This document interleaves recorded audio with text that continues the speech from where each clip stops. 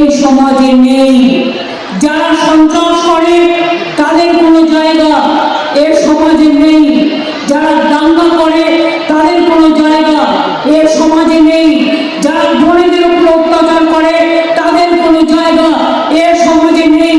যারা মানুষকে ভালোবাসে তারাই আমার স্বর্গ। যারা সেবা করেন তারাই আমার স্বর্গ। যারা গরিব মানুষকে কাছে টেনে নেয় তারাই আমার ভালোবাসা, তারাই আমার মানবিক দিক। হাত থেকে প্রথমে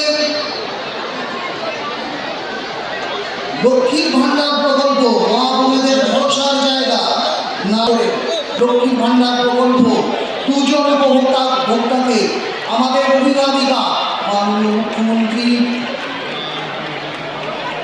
অনুমোদনপত্র এবং উপহার তুলে দিলেন। এত অনুমোদন বাংলা জেলায় 9,67,950 জন উপভোক্তা লক্ষ্মীর ভান্ডার পরিষেবার আওতায় এসেছেন। ভূমি সংস্কার ও উদ্বাস্তু ত্রাণ ও পুনর্বাসন দপ্তরের পাট্টা, উদ্বাস্তু পুনর্বাসন পাট্টা,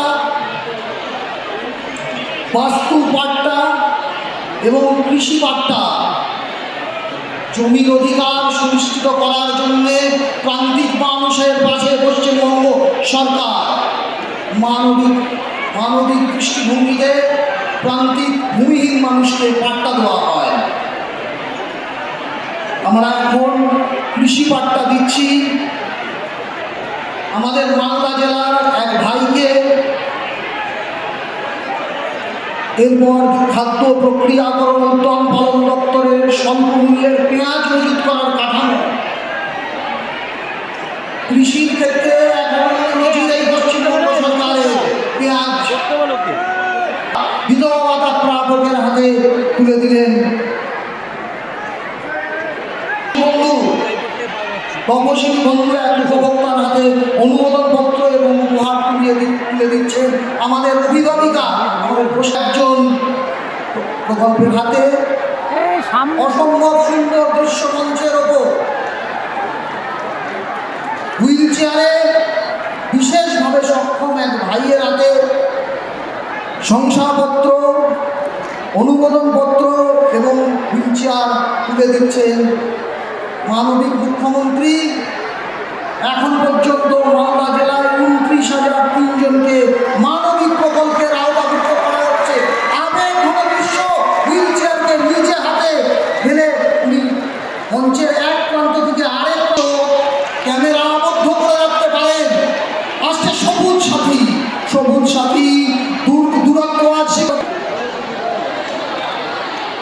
কন্যাশ্রী আজ বিশ্বশ্রী, বাংলার গর্ব আজ কন্যাশ্রীরা। কন্যাশ্রীর ক্ষেত্রে এককালীন 25,000 টাকা কেটু যখন 18 বছর বয়স হবে আমার ছাত্র বোনেদের তাদের হাতে এককালীন 25,000 টাকা পৌঁছে যাবে তাদের উচ্চশিক্ষার্থী। গ্রামসভা, পঞ্চায়েত সমিতি, জেলা পরিষদ, কাউন্সিলর, এমএলএ, এমপি আছে। এমপি আমাদের এখানে কেউ নেই, কারণ দুটো সিট একটা বিজেপি আর একটা কংগ্রেস পেয়েছে। মৌসুমকে আমি রাজ্যসভায় নিয়ে গেছি। আমি সবাইকে বলবো সপ্তাহে অন্তত একদিন 1 ঘন্টা করে গরিব মানুষের বাড়িতে যান, তাদের সাথে মিশুন। যার ক্ষমতা নেই একটু চা পাতা কিনে নিয়ে যান, একটু দুধ কিনে নিয়ে যান, একটু চিনি কিনে নিয়ে যান এবং তাদের বাড়িতে বলুন আসুন আমিও চা খাই, আপনাকেও চা খাওয়াই। এইটুকু কাজ করতে বেশি টাকার প্রয়োজন হয় না, আর এর জন্য কারো কাছে চাইবার প্রয়োজন হয় না। মানুষ মনে করে উনি আমার বাড়িতে এসছেন, এটা বড় ব্যাপার। যাবেন মাটির দেওয়ায় বসবেন, খাটিয়ায় বসবেন, চেয়ার দিয়ে চেয়ারে বসবেন, যেখানে যেমন জায়গা পাবেন বসবেন, আর বসে জিজ্ঞেস করবেন আপনার কি কোনো সমস্যা আছে। যদি থাকে 24শে জানুয়ারি থেকে একেবারে 1 ফেব্রুয়ারি পর্যন্ত আবার দুয়ারে সরকার হচ্ছে, অর্থাৎ আপনার দুয়ারে সরকার আসছে।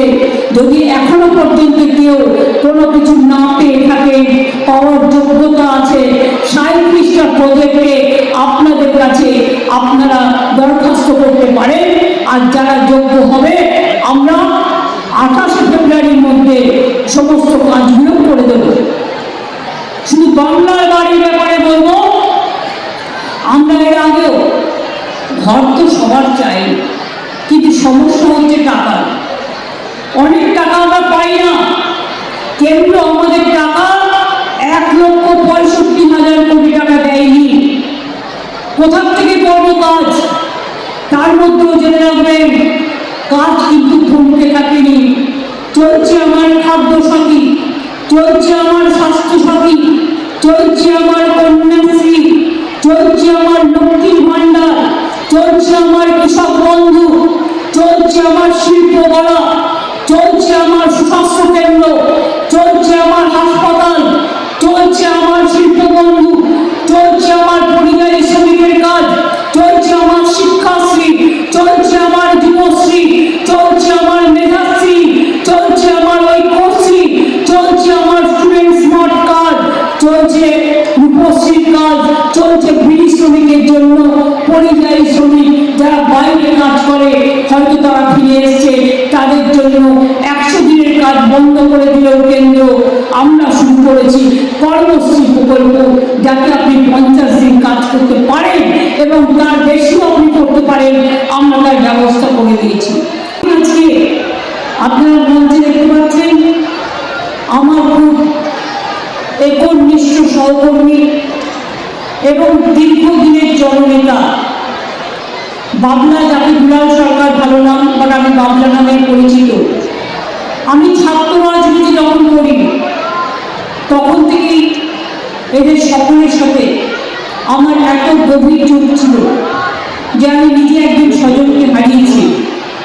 তার পরিবার চৈতালি এখানে আছে, আমি তাকে বলবো বাংলার অসম্পূর্ণ কাজ সম্পূর্ণ করবার জন্য, মন না ভেঙে তার প্রতি তাকে নিজেকে উৎসর্গ করবার জন্য, এবং আমরা সবাই তোমার সাথে আছি।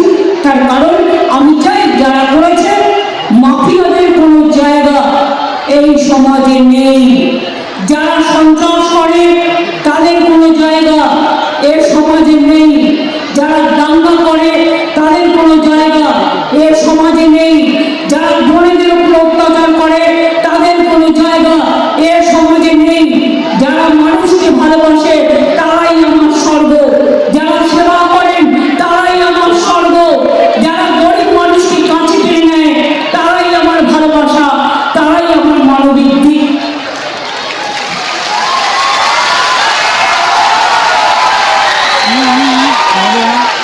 একটা মানুষের জীবনের সবচেয়ে বড় পরিচয় কি? আপনি কি কাজ করলেন। টাকা মানুষের জীবনের সম্পদ নয়। মানুষের জীবনের সম্পদ হচ্ছে মানুষের নৈতিকতা, মানবিকতা, চরিত্র। টাকা থাকলে সব হয় না। ধরুন আপনার অনেক টাকা, কালকে হৃদরোগে মারা গেলেন, টাকাটা কোথায় যাবে? ছেলে মেয়েদের মানুষ করুন, মানুষের মতো মানুষ করে গড়ে তুলুন, যাতে তারা মানবিক মানুষ তৈরি হয়, উন্নততর মানুষ তৈরি হয়, যে কথা স্বামী বিবেকানন্দ বারবার বলেছেন।